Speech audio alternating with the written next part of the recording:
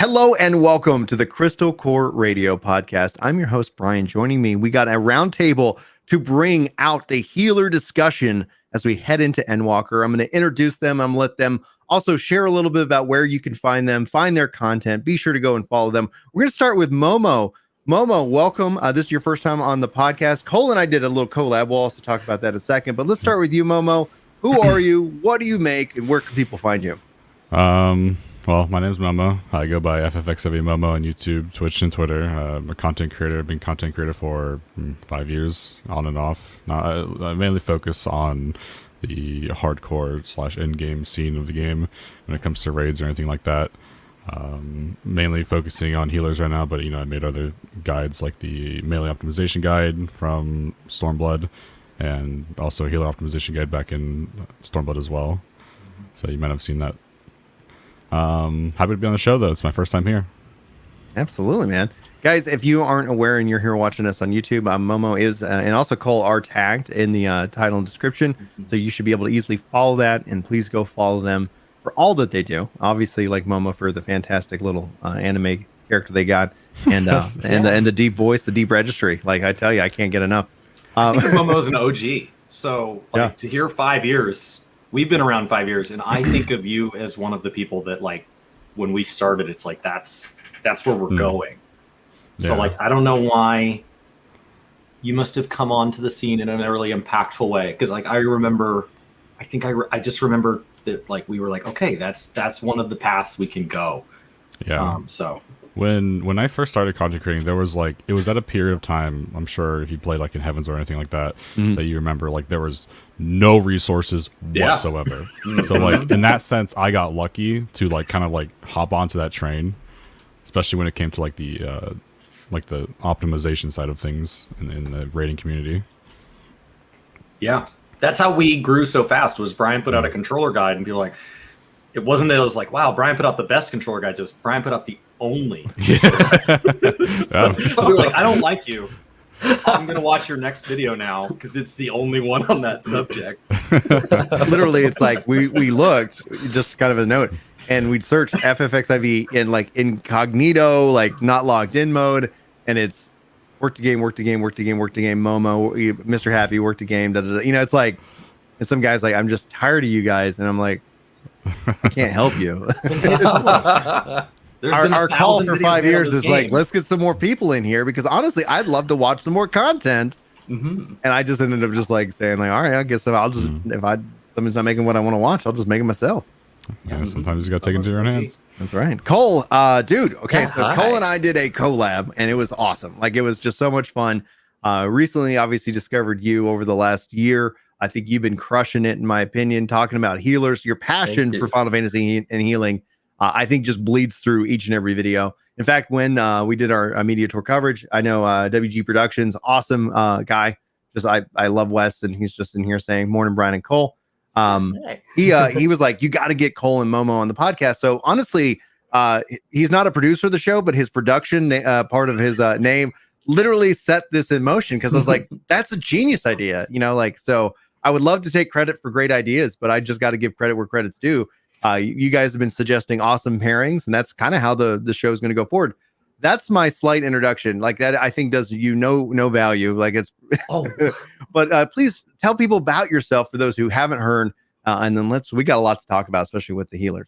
Yeah, definitely. Actually, this is my first time on camera. If you see me like look here and there and here and there, a lot of people who watch my content are probably just like, wait, he has a face. Although this is the real star of the show. I'm just the person that like is the technician that like drives the characters. So, but yeah, for me, I've been creating for actually a little bit over a year now. I've been doing YouTube videos. Likewise, I have been inspired by people like Momo. I have been inspired by both you, Brian, and Chris, and just like Mr. Happy Zeppelin. Like this is what inspired me to get into content. Is just like the amount of content that everyone makes and just the different types, the variety, the different angles, and it's just like so many different ways to approach or tackle a problem, and it really inspired me. And it was just during a period of my life where it was just like, you know what, I was like, you know what, things didn't quite go the way that I wanted, and I'm like, you know what, why don't we turn this into positive? Why don't we use this time and make something?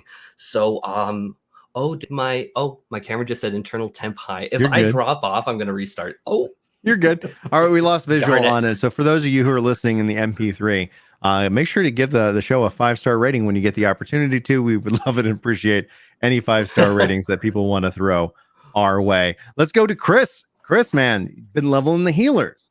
You've been getting caught up in that world of healing in which that he pretty much his only experience with White Mage was in PvP at some point. Chris, what are you working on? And tell people about you who for some reason might not know about the two of us. I mean, when it comes to healing, so my MMO experience is mostly defined by WoW. And in WoW, I was a raid healer and raid range DPS. That's the two roles I alternated between. So when I came to 14, I was expecting to heal. But I came into a group that actually had too many healers. And so I stayed DPS and eventually learned to tank. So I really haven't done that much healing in 14. And the only time we were ever short healers was PvP. So I leveled all the healers to level 30 back when like cross-class skills were a thing. And then I tried them all out in PvP. White Mage felt the best out of the gate. And that's what I did until Shadowbringers. Like I only healed in PvP. The rest of the time I prefer to tank or DPS. So I'm really excited about the healing changes. Right now I'm working on just leveling more jobs because in Endwalker, I'd like to stop being somebody who only plays like one job in MMOs. That's always been how I played in the past. So I have spent a ton of time prepping. I'm finishing up physical range. So casters are done, healers are done, tanks are done. And so I am working on Fizz ranged. Excellent. All right, guys, we got a lot to talk about. This is going to be a healer-focused podcast. But before we dive in, I'm going to thank some people before, just at the start of the show, making podcasts like these possible. Plague of D, Redline Gamer, Red Rocket, Dark Wolf, Psycho, Cordell, WG Productions, Keelan, and Luke for their generous support, making the show possible, making this channel possible. We couldn't do without you. That's 8 podcast legends as the podcast continue to grow. Podcasts are also brought to you day and date in MP3, so you can search Crystal Core Radio wherever you get your podcasts, and we should be there. So I appreciate for all you listen with us live, helping kind of direct the conversation of the show, and at the same time also listening in MP3. I appreciate you wherever you consume the podcast. And with that out of the way, I do want to say I'm impressed by the healers. I really am, and I want to go around. Let's start with you, Momo. What stands out to you when it comes to the healers, the changes that you've seen from the media tour and Sage? Like you can take it with any specific healer, any direction that you want to go. I was actually really surprised with the Astrologian changes. To me, Astrologian probably looks the most interesting. Sage looks really cool too.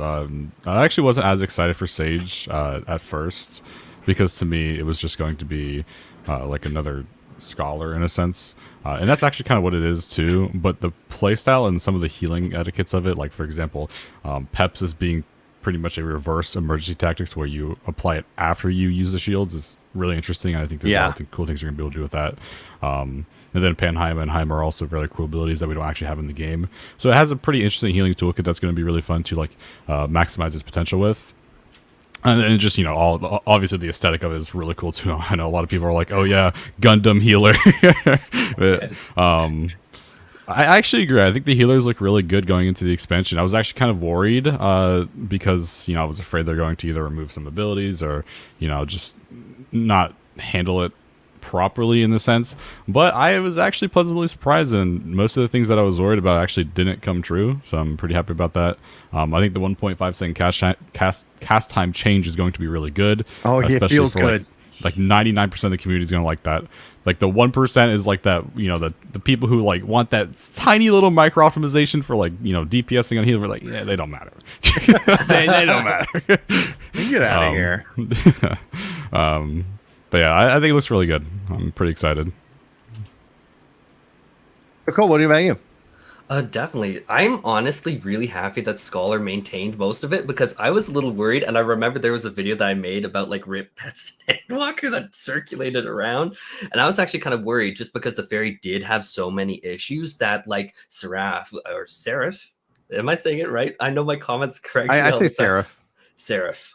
I'm just kind of surprised that they're like still coming forward, which makes me really happy because the Scholar's Toolkit, I have never had an issue with the toolkit. I love the toolkit of it in Shadowbringers, but it was just like a matter of like the fairy's a little bit less responsive. It's a little less, it's a little more clunky. You need to summon it when you die. It was all these placements. And so I was pleasantly surprised to see that it was coming actually into Endwalker with all the additions.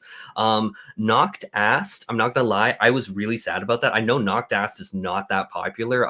When I like talk about it, sometimes I get comments just be like, oh, Knocked Ast, I would never play that. But I was just like, oh my god, like Knocked Ast was right up my alley. But seeing the Sage come up, oh bloody hell. Oh, you're good. Just keep going. You're sorry good. But with the Sage coming to Endwalker, I was just like, you know what, this is giving me that short cast time. It is giving me the control, because one thing that I liked about Knocked Ast was the Celestial Intersection. You could apply a heal over time effect to a particular target that you wanted, and now with the Cardia system, I get to like pick and choose where that goes. And for me, one of the biggest gripes with the Scholar was just like the fairy would heal targets I didn't necessarily care about. It's just like if there was like a big raid wide coming out, chances are that I already healed them through like something else like Sacred Soil or through just Indom or something like that. And so being able to really direct it was something that was very exciting. Other things that surprised me was seeing like barrier regens through the abilities Haima and Panhaima. I think that that's a very unique mechanic, and I definitely have been very excited about it, to say the least. My fangirling has leaked all over my channel about that, but it's going to be very neat. I don't think that it's necessarily going to be stronger than Seraph in many cases, just because Seraph is off GCD and it applies the two barriers in succession with Constellation. But I think that it's going to be really cool to see how that plays out, especially with White Mage, like with their Lily Bell mechanic. I think we're going to see some really janky, fun stuff in Endwalker. Having played it and having all the movement that we experienced just in the dungeon alone, like the shields that regen with, like, I don't want to, I know I would say something and it would sound inappropriate, so we'll just call them the high buffs, the high stack. But then also then tying that into the Lily Bell system, in which that you take damage and then heals, and then essentially if you don't take damage, then there's still even a bigger heal, having them at more reactionary style type skills being placed. Honestly, it feels like it goes right in line. And if the rest of the dungeons and content end up having kind of that movement style system, I think overall it's going to feel really good. Now, Chris, how much like, I know I covered the healer changes for the channel, but you did get to play all the jobs. What's your takeaway after playing Endwalker? So as a casual healer, like, the first thing is that healing is by far the hardest role for me to feel on a dummy, because it's a reactive thing, right? You're dealing with incoming damage. And so on a dummy, it's really hard to test. And we weren't given access to that much level 90 content. And so there really wasn't a chance to kind of test their whole kit. Even if you healed the dungeon, you healed the level 81 dungeon. So you're not getting to see what we're going to spend most of Endwalker playing as. Not to mention that a ton of the way that optimal healers kind of teach all of us that don't really know that much about healing how to heal comes from knowledge that they learned through things like Pandemonium Savage, which we won't get until, mid to late December, that kind of December 21st-ish timeline. And so, like, I mostly just have questions about how they're all going to be balanced. How is the content balanced? How much healing is necessary? The 1.5 second cast time, I think, does start to say, yes, like, you should absolutely be doing damage when possible, and then you should be healing with the remainder. And I think that I mostly looked at, like, how are the jobs changing based on how much I enjoyed them. I enjoyed Scholar and White Mage as I leveled them. White Mage more than Scholar, but I enjoyed them both a fair bit. And they're both not changing much. In an interview, that's why Yushpi said he didn't talk about Scholar much during the live letter. He's like, we were focused on changes, and Scholar didn't change that much because we didn't feel it needed to. And we wanted to spend, it's a limited time. It was already a 6.5 hour broadcast. So, like, we wanted to talk about Sage, which is all new. So they basically cut talking about Scholar because, like, hey, you guys know Scholar. And then we all read that as, oh my God, Scholar's been forgotten as a community. And it's like, no, it's fine. It's fine. Have you seen that shield buff on Scholar though? Yeah. Huge. He apologized for, like, not talking about Scholar more. He said, I understand how you guys were frustrated. From my point of view, this is why I presented it that way, but, like, absolutely could have been done better. But I think the big one I'm excited about is Astro. I don't know if Astro mains are excited about the changes, but, like, I did not enjoy leveling Astro. I just, the whole way up, it just felt awkward the entire way through the leveling process. As I got closer to cap, it felt better and better, but it just felt weird. Like it always felt off. Like I would sink down to a level range and it just felt odd.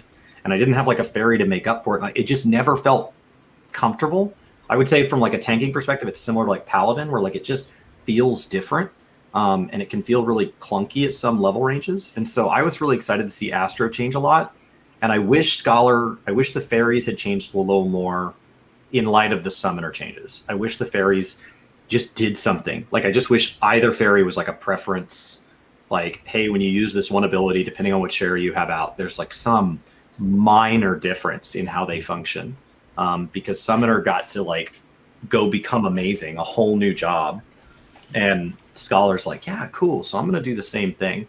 So like, that's my initial takeaway as a kind of a casual healer player. From a raid perspective, Momo, with the Scholar's sprint ability, do you see that being it's broken? trolled? Oh, it's absolutely disgusting. Oh, it's I think it's a mistake adding it to the game, honestly. I'm of the same mind, and people don't believe me. My comments are just like, you're like on copium or something, and I'm like, no. It's super strong because Square Enix will never. So there's two routes Square Enix can take going forward. Either they make mechanics that aren't tight in movement, which would kind of dull down the gameplay experience to an extent, which they probably won't do, or they just make these really tight execution mechanics where Scholar is just like innately going to have an advantage because they have to balance it around every single healer comp, and sometimes Scholar won't be included. So like it's just like an upside to expedient. We'll see how it plays out. I mean, it's a really strong ability. Mainly going to be focused in progression rating more than like farm, because like farm is not really going to be the strongest thing in the world, just because like what's coming, you know how to do things, yada yada yada. Maybe like mechanics like Lion Rampant and E12S, Eden's Promise, it may be really good on farm, but like most of the time it's going to shine in progression for sure, especially when learning mechanics for the first time.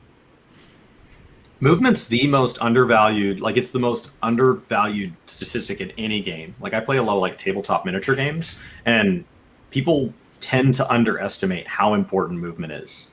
Movement ends up driving a ton of it, especially like you said in progression, because like Lion, for example, your first time in Lion, you think you know where to go, but if you're off at all, you can wipe the raid. And so having that sprint, we actually tested it here on the beach in the footage that Brian's showing. We actually tested it where I was out of party and Joy cast the spell and then they took off, and like you can read how long it lasts, but actually playing how long it lasts, it's an eternity. Oh yeah, it's 20 seconds. You run for days. And the only thing that it made me think of is like E9S, like being don't use this ability for the love of God. We're all screwed. Thank you very much for trolling us, Scholar. We appreciate you. Unknown Character says, and thank you so much for the $2 super chat. LOL, I recall Xeno calling the movement speed bad. It's also paired with a defensive up, which I was like, oh, that's actually like that part of it I can see is being very valued. I wonder if it ends up being because they are two separate buffs. If you don't see it end up being like, I'm going to use this as a debuff, everybody just right click off the buff of the sprint. You could, yeah. I guess to put in another scenario, like let's say you're learning. You guys did Savage, right? Yeah. Chris is up to E11, E12S actually. Sorry, I'm in phase 2. Okay. So actually, a good example is like E11, right? So like let's say you're progging the mechanic for the first time. You're going through E11 Savage. The first time you see the intermission, while you wouldn't normally use it there after you learn the mechanic, it's very possible for you to use Expedient going into the first intermission just to learn the movement and give you more time to not get hit by the swords coming down, or getting to the right side, stuff like that. And that's a really good progression tool, learning tool. You can do the same thing for E10, where maybe you want to use it for Void Gate too, just to get in your spots faster, make sure you're in the right spot, yada yada yada. Like it's just there to help you learn in progression, and it's there to give you that breathing room that other healers cannot do. I mean, brambles to towers in 9. So like the entire tier, perfect. Like really sloppy brambles to towers. Like that's why the different bramble layouts are preferred, is because like it's how easy is it to get to towers. But like if you have sprint on, you got all the time in the world. I think where it'll get used long term, like it's interesting to see somebody say that, they heard Xeno didn't really like it because, like, my understanding is that Xeno likes to watch a tank greed. And so I think where it'll get used long term is maximizing that uptime. Because melee, being able to kind of dodge that, like being able to kind of greed that extra little bit of damage, You know, for the melees, like for the melees, for melees and tanks, like that's because that's really frustrating when you have to run out of stuff. I think that's why this expansion, like having the ranged ability, not break combos. So just in general, huge. Movement across the board and the ability across the board to not break your own combos in melee and tanks with ranged. It feels like they're now saying, be where you need to be. You've got all the time to get there. You're not going to break combos if you don't have to as melee to maintain constant global usage. So it feels like now, if I'm making a mistake, it's my fault. And it feels like Scholar's leaning in on that. No, it's if you're not where you need to be, that's your fault. Which I think as a player is really empowering because it says like, okay, now I just need to learn where to be. It's not, oh, well, there's nothing you could do. That was just a bad positioning. You're just going to die now. I like it. Oh, same. I'm thinking even better example would be like E11S near the end. You have the electric cycles, and that is a crap ton of damage, and everyone needs to like get out. And then the damage mitigation as well as the movement component, both of them come into play. And I think like that would be like an ideal scenario because even if someone's maybe not the biggest fan of the movement speed, I can say as someone that progged that and died probably 20 times on cycles that I would have taken Expedient like bam. I would have been like, give me that. It's Expedient is so funny because outside of our test with it, when they showed it off during the job action trailer, it does not show well at all. So it's like he ran out of an AoE. Like, way to adjust, Scholar. I think the one thing that, and I know Cole and I kind of talked about this a little bit briefly, was the one thing that I was really kind of hoping for is a little bit more control over the fairy going into Endwalker. When going from Stormblood into Shadowbringers, like it just was like, okay, well, I guess the fairy's there, right? The same thing happened with me and Summoner on Pets. So I was just like overall like, well, yeah, like it's nice, but I really wanted a little bit more of that like targeted control, especially like, you know, that's one of the strengths of the fairy. Cardion, or Cardian, whatever, however the correct pronunciation. Fusion over on Aetherite Radio says that if we all know what you're talking about, you said it right. Oh, there we go. Okay, we'll accept it. If Fusion is blessed, then we're good.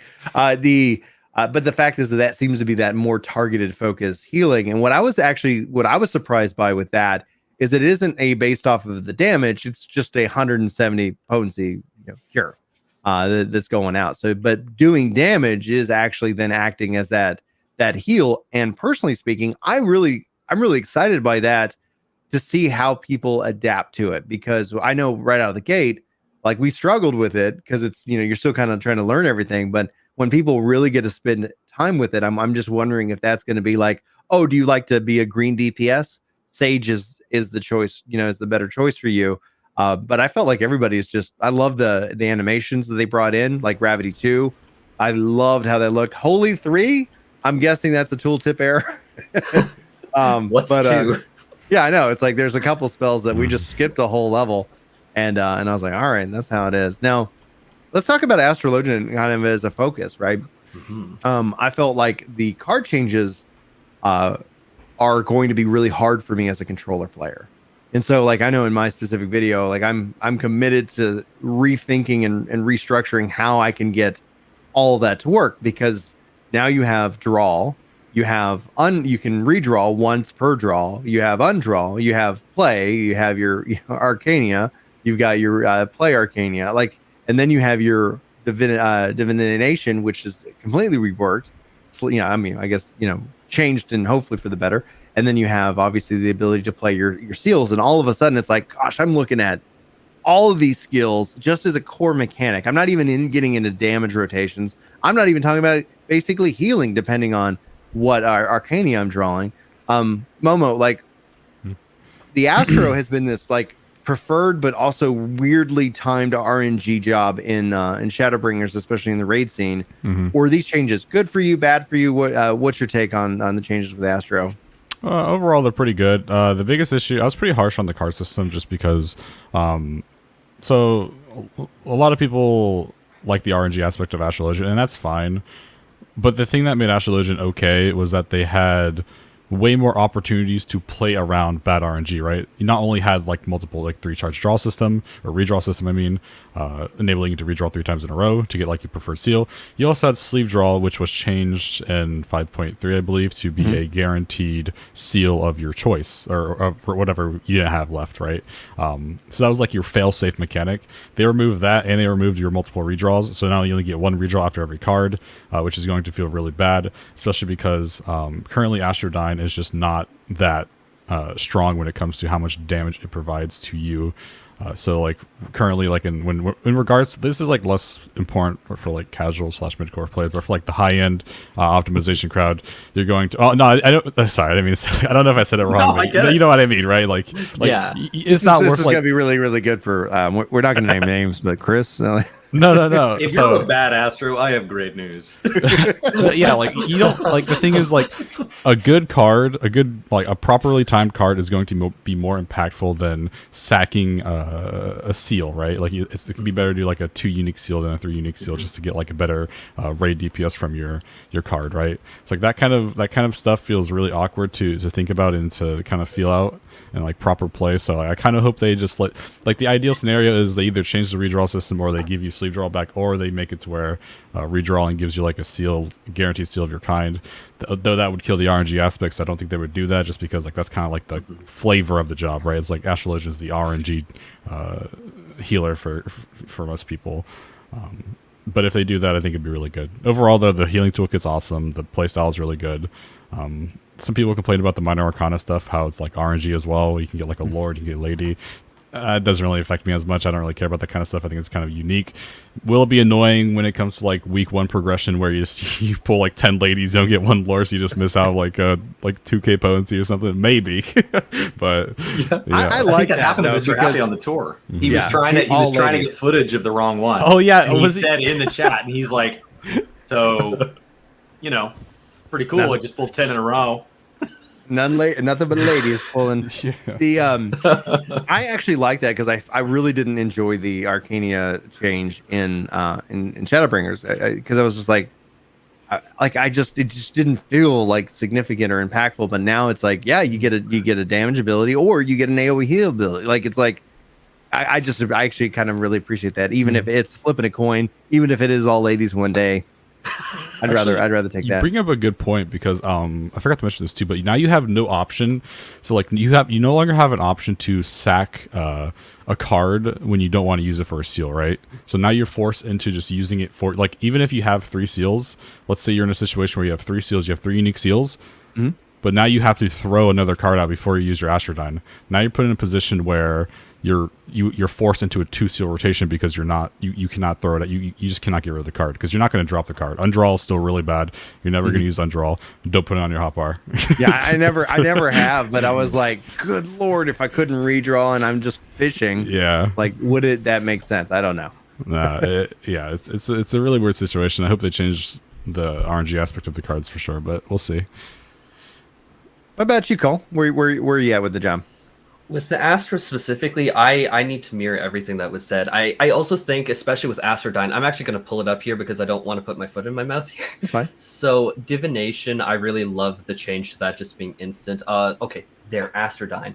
So specifically, it says that it increases damage dealt, so by you as an Ast, and then healing potency by 5%. These numbers can always change, but as an Ast, your baseline damage is just not even in the same dimension as something like a DPS. Like, even compared to like Scholar, White Mage, and the other healers, it's still so low, their personal DPS. So I'm not incredibly impressed by that. And it's just like what Momo was saying. It's just like, you never want to undraw. You will sacrifice that seal, because like putting a card onto DPS, they're going to make so much more work with that, or so much more raid DPS contribution with that, than you getting Astrodyne. And so I do see myself being a little frustrated with Astrodyne. My first take of when I read that ability was, it's like super cool. It's going to be amazing. It's just like, it gives me more MP regen. It's going to be giving me a little bit more spell cast time. But that 5%, I was like,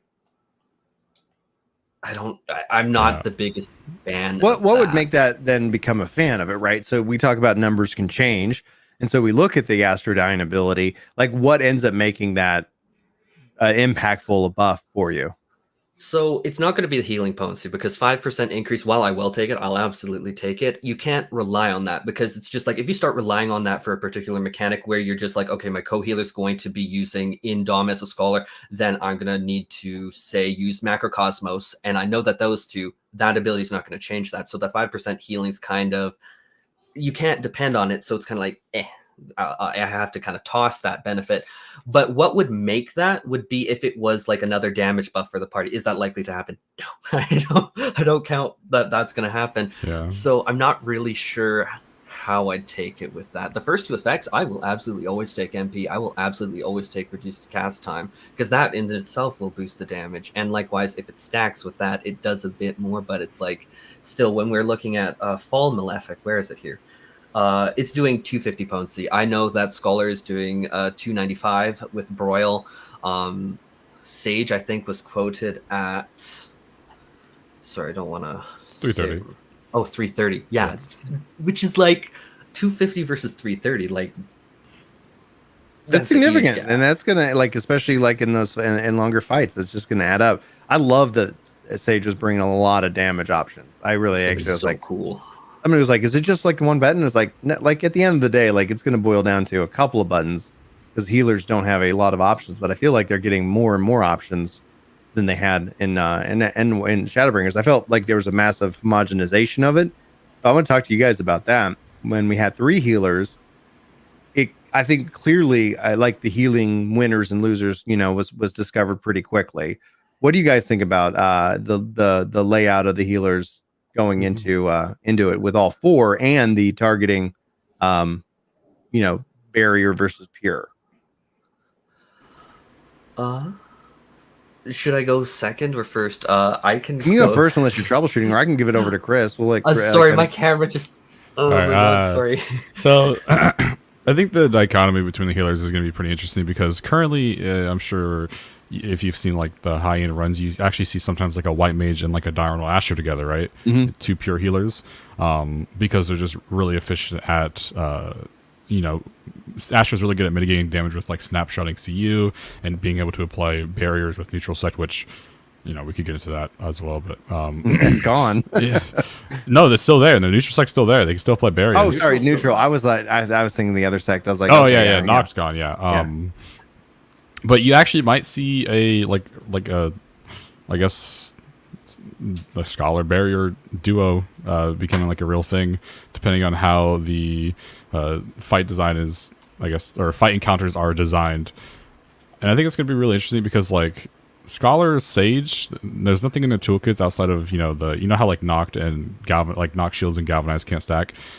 It's the same thing with Sage, and there's really nothing in their toolkit that implies that nothing else stacks. So if you can stack shields like that, because they both have some pretty beefy shields. So if you can stack, that's going to make them really strong in farm scenarios, or even potentially progression scenarios. If the fight design, jeez, I cannot speak English today, holy moly. If the counter design welcomes it. So as a casual player, I really didn't like the tank homogenization going into Shadowbringers. I was pretty outspoken about not liking tank stance, because it just felt like we were making them all very, very, very similar, and we were removing a lot of what made the role itself feel unique compared to something like melee DPS. We're basically melee DPS with mitigation instead of positionals. And so like I was really frustrated with tank stance being added, because it takes that enmity and it just kicks it off. Having gone into like Savage and stuff, there's some weird stuff that happens with, tank stance and tank swaps, like when you're first learning to Savage tank. And so as a healer, like they said, hey, we're keeping these 3 and we're not going to label them as anything because we want to keep them unique. But what it ended up doing is it didn't end up doing that. Now they're all competing for being the exact same task. And so now it's just an optimization game where top end players say, hey, here's where we're at for farm. Here's where we're at for prog. Mm-hmm. And everything kind of gets slotted. Now we're in an incredibly balanced game. So this entire discussion comes from a point of like, compared to other MMOs, we should really just have no complaints whatsoever. Play what you want. Yeah. but yeah. As 14 players, of course, even though we're near the sun, it does lack a slight bit of perfection, and always will, because your choice is either 100% homogenization, or there will always be a theoretical best for a situation. Exactly. I think moving to 2 healers is really interesting. as I'm getting to know all the other jobs, one of the things I appreciate about the melee gear shenanigans that happens is that it gives melee a chance to have some different personalities take place. And so tanks, like at the end of the day, if we added another tank today, it has to have a 10-second invuln, it has to have a gap closer, it has to have a ranged attack, it has to have it has to have. Well, then you don't really have that much flexibility when you design a tank, because before you even decide what the theme is, we've already built out half of its hotbar, and healers were kind of headed that same direction. But now you immediately say, okay, it's either personality A or personality B. So when you pick a theme, like Gundam Laser, for example, you have a chance. You have a chance to say, okay, is Gundam Laser better fit by theme A or theme B? And so you immediately build like a tiny bit of flexibility in, because there might be things within what eventually becomes a pure healer kit that doesn't have to exist in the barrier healer kit. So you end up with something like Sage, where you're like, oh, you have to put the direct heal in. Well, how do you direct heal with lasers? Oh, well, we just won't do as much emphasis on direct healing. We'll just call it a shield healer. So I really like it, because I think it gives a chance for the healers to have like two different personalities. I am questioning what the meta is going to be, because we've seen the meta decide, like, for example, everybody's going to want to play Sage. Do scholars get slotted in Party Finder? No. So it's funny bringing up the homogenization. Every healer actually has their strengths and weaknesses, even if they are somewhat homogenized, which I think is going to be really interesting. For example, Sage has very small radius heals. They don't have as many 20 yalms healed. They have Numa, which is really, really big, but that's their only like really big skill. All their other skills are 15 yalms, which may not sound big and like when we're talking about it, but because Scholar has a fairy which they can heal away from the party, which means for mechanics like Cole mentioned, the Thunder Cycle in E11, Scholar can handle that mechanic with ease, whereas Sage would have much a harder time trying to deal with that. They also have weaker shields. Sage can't apply strong of shields as Scholar can. The Scholar can they can not only can they deploy crit adloquiums with ease now with recitation and deploy now being 90 seconds each. They can also buff adlo. Adlo buffing is more accessible because your creation prognosis is an AoE.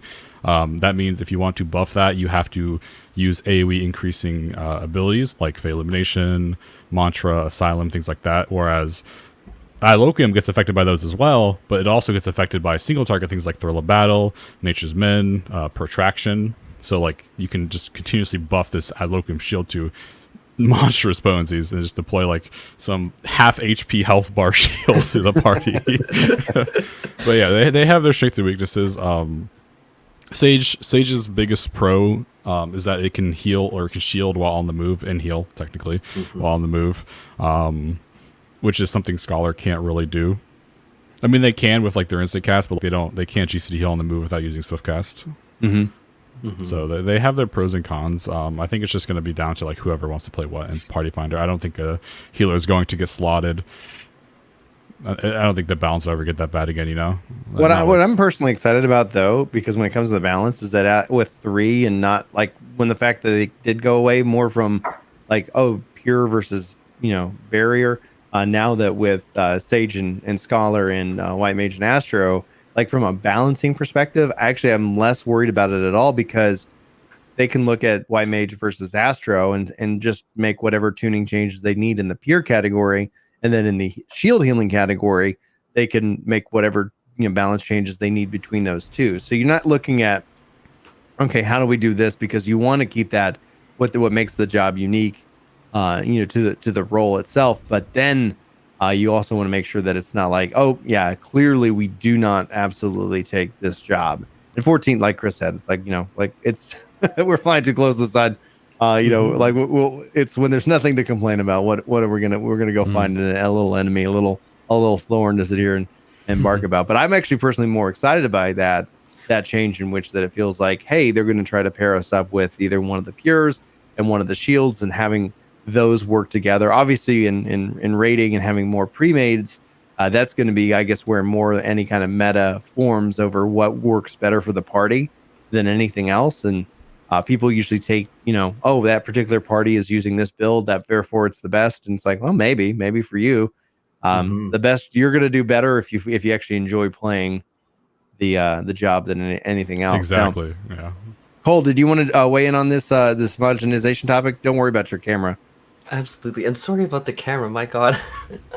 Of course it'd have to blow up, right? Oh my god, I'm so sorry. But yeah, in terms of homogenization, I think that the healers are extremely diverse, and that's something that I am actually very happy with. I know that Sage versus Scholar, like their toolkits are very similar. It's just like you look at the Aetherflow system and then you look at the Adder's Gall. If I ever say Serpent Skull, that's because like I got the translation, so then I'm like, oh, it's got to be Serpent. Oops, I was wrong. But like those are incredibly similar systems. It's just like you look at Fey Blessing, that's literally Holism. You look at Fizzes, that's literally Whispering Dawn. You look at the Cardia system in general, and I think that while it could be very awesome to like think about like, oh, okay, you're like the DPS healer and you're getting this really big benefit from doing DPS. Well, the Scholar doesn't need to like DPS in order to get their fairy to proc healing. Like the fairy's going to be doing it no matter what. So the way I almost envision it, especially like when I'm looking about progging, especially when I'm looking to prog like Dragonsong War coming into Endwalker, I'm thinking I'm leaning more into Scholar because I know when I'm progging a fight, expecting myself to understand when and what I can get away with for DPS is a lot harder. So I'm looking at the Sage and I'm just like, this is going to be really, really great when you can like optimize and like look more into that kit. But I'm definitely thinking that the Scholar will be like far better in terms of just like the flexibility. So even comparing the two healers that are like the closest together, it's just like there are definitely points within them that I think are very different, especially when you even consider like the Sage gets only Toxicon, which they need to have the Eucrasian diagnosis shield break, so their single target shield break. That is their only ability to actually cast while moving. And while a 1.5 second cast time, don't get me wrong, like you get a ton of movement. I love that on Ast right now. That's one of the things that made me such a huge fan of Noctast. But when you're like doing wide sweeping movements, sometimes just the flexibility of Ruin 2 is just so invaluable. And so the Sage doesn't really have equivalent that is like free. So they need their 3 charges, stack it up, wait for a mechanic, then they go vroom. The Scholar doesn't really need to worry about that. But on the flip side, the Sage also gets the abilities Rizomata that gives them 1 stack of Adder's Gall, as well as Zoe, which is just going to like double the potency of healing of their next heal. So that's kind of like taking the one single recitation ability from the Scholar that would give you like a free Aether Flow that you'd probably blow on an Indom and then a crit, and cleaving it in 2. So even with the 2 healers, I'd say are the closest together, I'd say lots of differences, which makes me incredibly excited.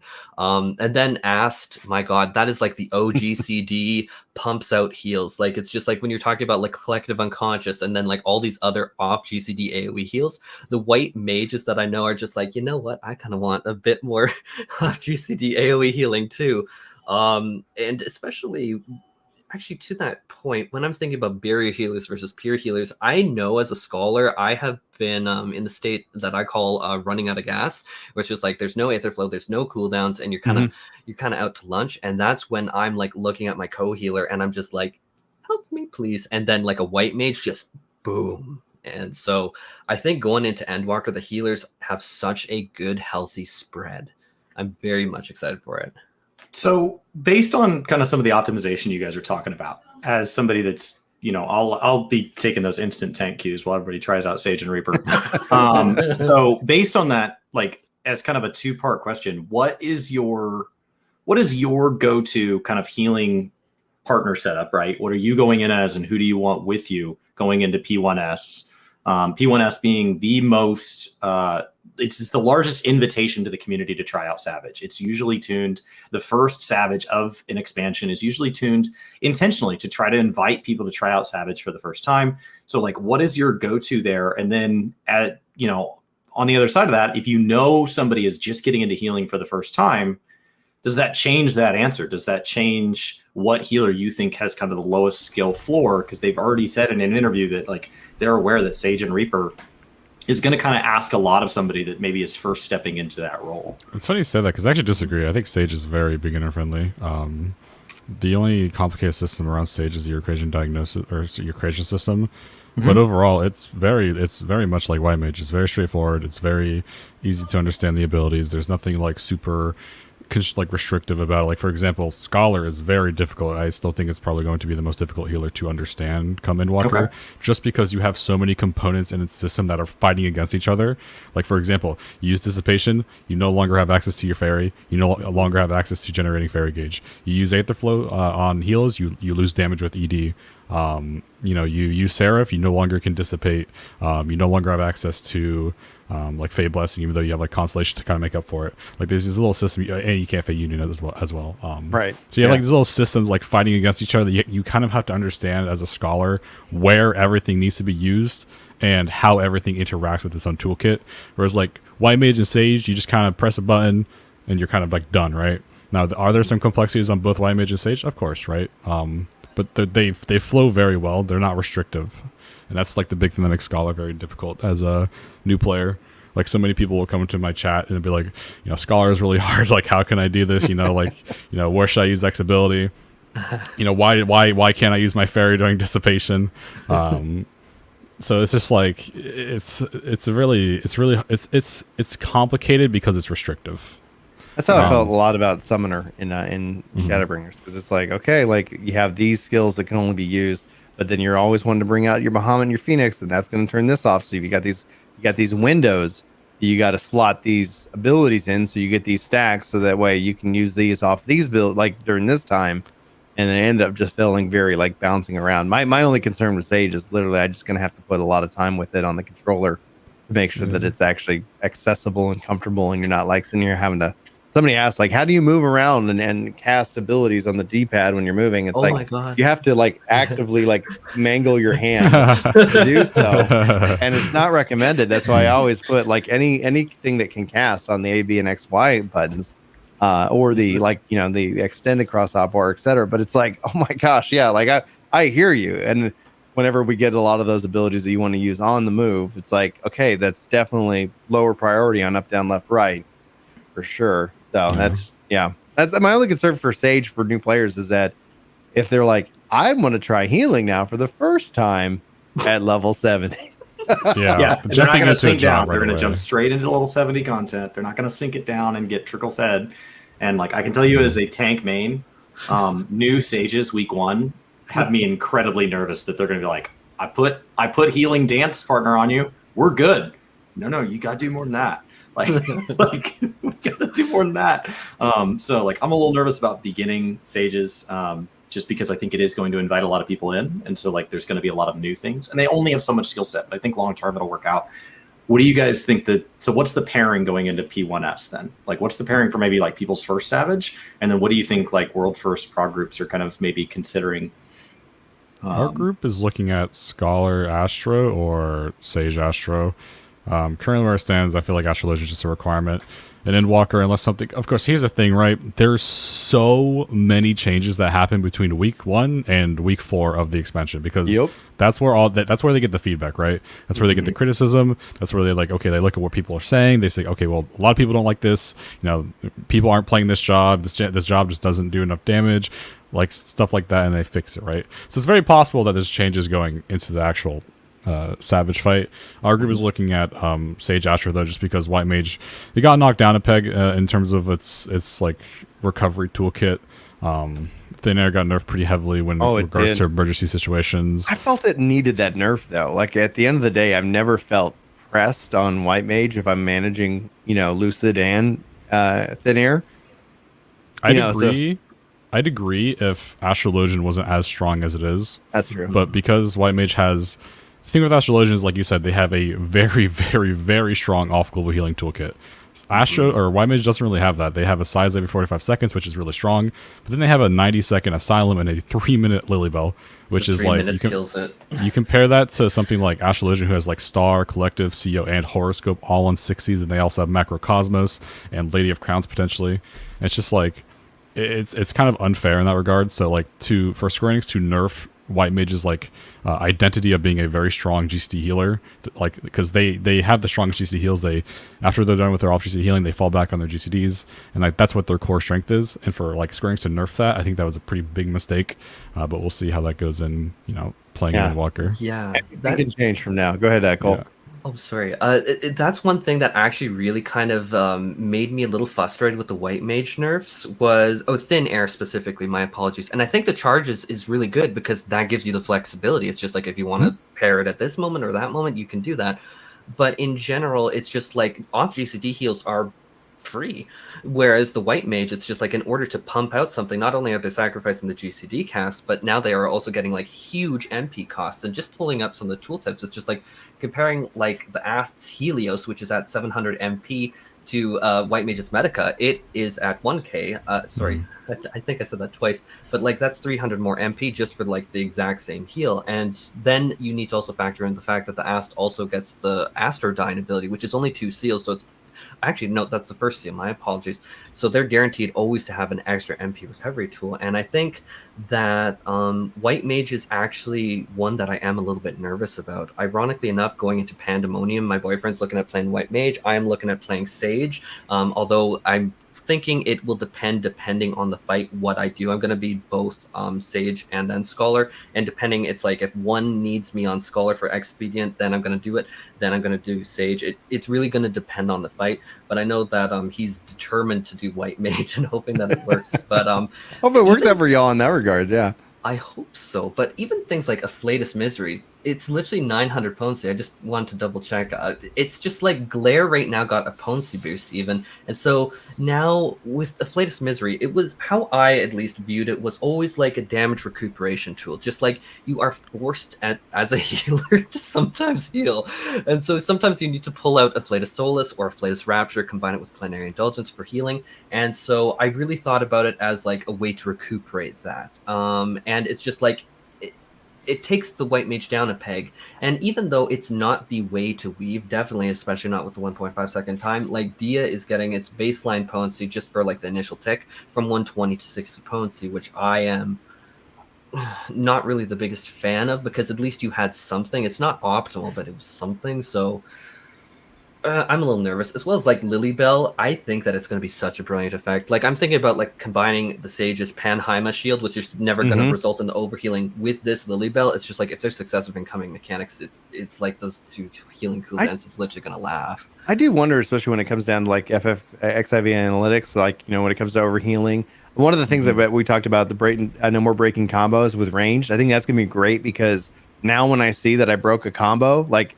that's on me. That's not like, hey, you know, it's like it was that or get out of bad and die. It's like clearly that was the right call, but you know, like from that perspective, it's going to be really good to see. Now, a final question for the panel here. Paul in chat says, do you guys think Scholar could become another damage based healer with one fairy based on healing and another on damage? I don't think they'd ever allow that, because it would force the Scholar to almost purely go into the damage just for optimization and trying to clear quicker. I wish that they would, because that was one thing I actually brought up earlier. It's like, I want to see a differentiation between the fairies again, but I know if you gave Celine a damage buff, the groups would probably look at you and be like, oh, why do you need to rely on Eos? Why are you such a bad healer? We want the DPS so that we can get higher parse speed kills, or just even beat in rage times. It'll become more of a matter of like, everyone's looking at the Scholars like, are you this bad at Scholar that you need Eos? Unfortunately. What do you think, Momo?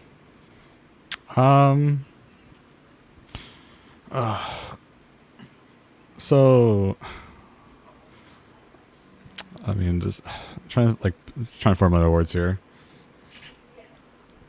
When talking about, because we're still talking about like the balance, right? Yeah.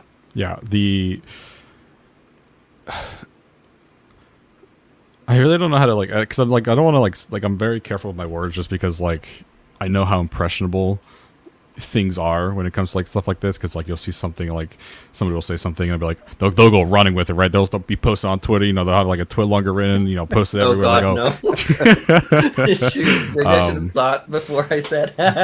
No, you're fine. Yeah, yeah, no worries. When we talk about like the white mage, right? I think it's very core to focus on like what Cole said about the MP economy of white mage. Like Cole said, Helios is 700, Medica 1 is 1000, you know, Cure 3 being 1500, and then Medica 2 also being 1300. Yeah. That's like those are pretty steep numbers, and it feels like and they didn't get nerfed either. They're the same, or I should say buffed in this case, but they're the same going into Endwalker. And if they're going to nerf Thin Air, then they need to reduce the cost of Medica 1, Medica 2, and Cure 3 to compensate for that nerf. Otherwise, it's just going to be really bad when you actually have to use Thin Air for like recovery, and like you use 1 Cure 3, and like you're just out of mana. Right? It's just it needs to change for sure. In terms of progression, I don't like White Mage is really strong still for progression. It has its strengths over Astrologian. Like it can do burst healing in more intervals than Astrologian can. Also, Astrologian can do really high burst healing amounts every 2 minutes with neutral sect. But outside of that, you know, their GCD heals aren't going to be as strong as like a Cure 3. But they also have Temperance too, and Temperance is really strong because not only does Temperance increase your healing, but it also gives you one of the longest mitigation sources in the game, or longest radius mitigation sources in the game, being at 30 yalms. And that's actually really strong, especially in things like, for example, we use it in T, where the party's spread out during Wormhole, right? And people are across the arena. The arena's like 35, 40 yalms wide, I think. So like that Temperance is covering pretty much the whole entire arena, and it's going to be mitigating some of the slashes and the when people collapse back in the middle for the big stack at the end. It's going to cover that as well without needing to like time like a mitigation source running in. So it's really strong in certain scenarios. It's also 20 seconds long, which means it's going to be able to rack up those multi-hit instances of damage to further reduce the cost of your HP pool. Something that Astrologian can't really do because CU is only a 5-second snapshot, and neutral sect is barrier heals, which means they're only going to last for like 1 hit, because most AoE damage in this game is going to break that shield in 1 hit. So it really just becomes down to, if they fix White Mage MP, maybe they'll become a contender. If not, then we're probably going to stay with Astro Scholar. Now, Sage is also a contender in there. Sage is going to be really weird, though, because they are also in this weird spot with their MP. Currently, they're a little bit on the, I guess, deficient side. Alongside White Mage. Now that can also be that can easily be fixed with any sort of balance patching. But that MP is actually an issue, and they kind of lack the recovery potential Scholar has, just because a lot of people sleep on Dissipation, but Dissipation is a very, very strong recovery tool, and that can save runs and progression. Because the thing is, once Sage dies, the only ability they have that is actually, Scholar also has a correspondent to is Recitation and Rizomata. But they don't have anything that can give them 3 stacks instantly like Dissipation can. Right. I also, kind of to build off of when you were talking about Temperance range, that's actually going to be one thing that is going to be very different between Sage and Scholar, because like with the fairy placement, as you well know, like you can place it like in the middle of the arena, you can pop like Surround, she's going to cover the entire thing, whereas like your body can be like way out. I also think that's actually going to be one of the nice things about White Mage versus Astro is just Lilybell. You can place it down like a totem, and it has the ability to kind of like extend how far they could reach, where I think that the Ask might have a little bit of a trick there too. Yeah, Lilybell's really strong. Go ahead. Lilybell's really strong too, because as of now, we're assuming it doesn't scale with we're assuming it's pet potency, like Earthly Star and the Fairy, which is really strong, because if it is pet potency, that means it's not going to scale with weakness or brink of death, which means it's going to be just a flat heal regardless of if you have any reduced stat weights because you're dead, or maybe there's like a mechanic that reduces your healing or something like that. Yeah, I guess we'll have to obviously wait and see what happens ultimately with Endwalker, as we know that from the buffs and the changes and the potencies and all that, like all that is subject and probably will change, especially in the 4 weeks after the launch up to the Savage Raid release over the holidays, which will be interesting.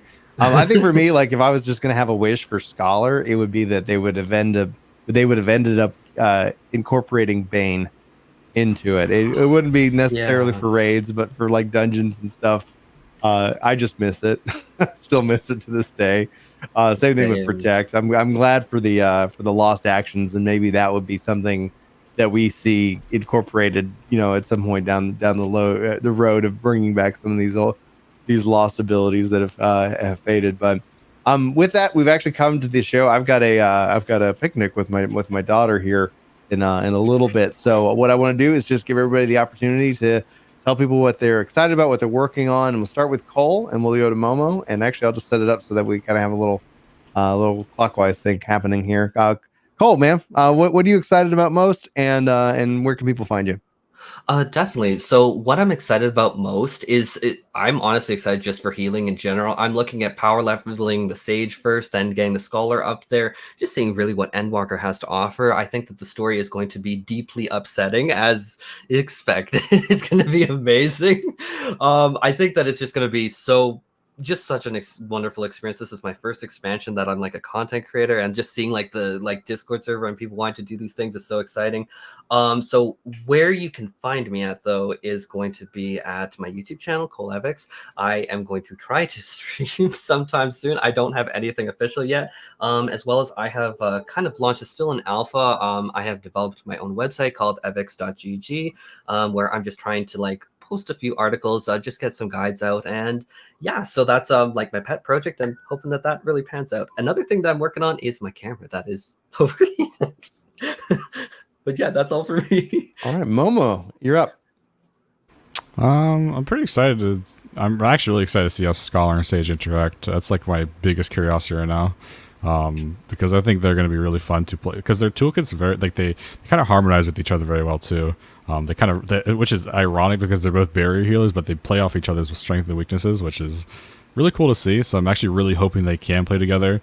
Really hoping Square Enix doesn't add any restrictions, like maybe like a play buff for like pure and barrier healers. I think that'd be disastrous. But I'm really looking for that. In terms of, I guess, projects, most of my projects will just be uploaded on to my YouTube. I stream every weekday almost, starting at 2 p.m. EST. You can find me over at twitch.tv/FFXIV And we have big plans going into Endwalker, mainly focusing on the healer role. But who knows? Maybe there'll be some stuff here and there about like tanks and DPS.